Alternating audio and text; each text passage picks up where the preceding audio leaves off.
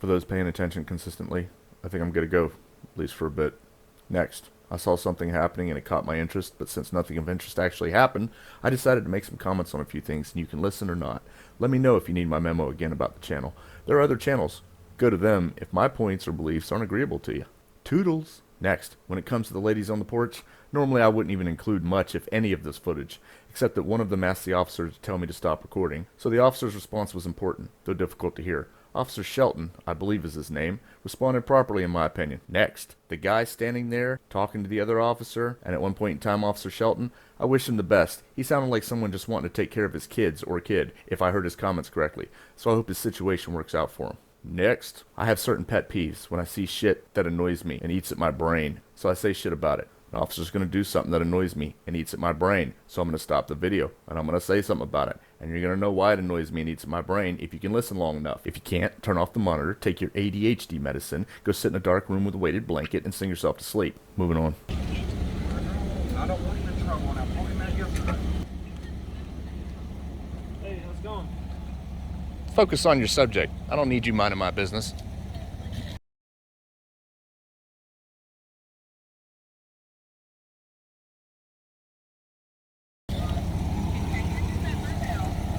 Actually, here's a hint. I really didn't give a shit if he was minding my business, because he wasn't going to mind my business. He was just going to stand there like an idiot, staring at me, instead of focusing on the guy. He should have... You know what? It doesn't matter. I do have a comment here. Does my response to him seem rude or disrespectful or harsh? Let me give you a hint. I don't care, and it doesn't frickin' matter. Here's another question. Would you rather be yelled at and harshly or meanly corrected about something, but actually possibly learn something or correct something that could be an issue to you or a danger to you or other people you work with? Or would you rather someone candy coat their words and you learn jack shit from it and end up in a shitstorm of oops that you could have prevented or at least reacted to more effectively? Maybe it's just me, but personally I'd rather get a spit shower daily from multiple people yelling in my face to correct me about my lack of focus or situational awareness or tactics or whatever the hell else and learn from it to live longer than have someone hold my hand lovingly while running their fingers through my hair and whispering in my ear, "You just kinda need to pay more attention." One might save you from a world of shit. I am in a world of shit.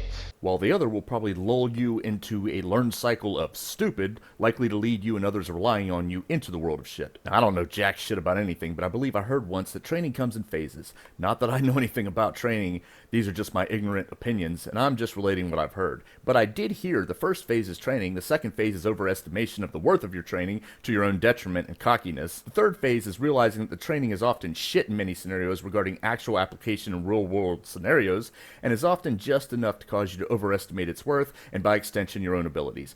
I heard that experience comes with time, and your fuck-ups are most likely to happen during the time between your first and third phases while you're still overestimating your training. I think everyone, including some of these cops, need to remove their heads from their arses and stop acting like every encounter is just another marshmallow roast at the campfire before someone takes advantage of their complacency and sticks them in their neck with something sharp. That's not to say that some of them don't deserve it. I'm just throwing out my own opinion. You'll just have to excuse me here. Or not, but when the officer turned to me within such close proximity or distance to the subject he was talking to, misdirecting his attention so he can inquire about my frickin' day, for some reason it pissed me off, and my gut reaction was to immediately advise him not to do so in my own loving way.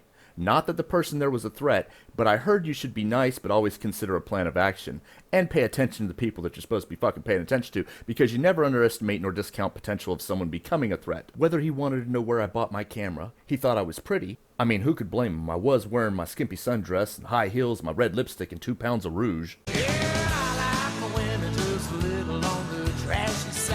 Or he just wanted to wish me a good day, possibly ask me to prom. I bet the time to acknowledge me is not while he is standing within 3 feet or less of a subject while doing that job during an official contact or encounter. If he wanted to acknowledge me in some way to let me know he knew I was there in some psychological attempt to reduce my probability of taking wrongful action, he could have simply repositioned himself to ensure his back was not towards me and done a very quick location glance in my direction as he did so, and I mean a fraction of a second glance before redirecting his attention on the frickin' subject closest to and the focus of his contact at the time. But to completely turn his attention to me, as well as to communicate with me, well, maybe it's just me, but it seems idiotic. It's nothing personal, but if this officer wants to live long enough to earn a worthless command staff position, he should probably not form stupid habits now, or break the ones he has. In my opinion, it's just the amount of time he directed his attention to me numerous times, coupled with his desire to communicate with me while standing within a hug's reach of someone, while I was standing with my hands clearly visible and in bright light. It just made me want to comment. Moving on. Yeah, I'll just one.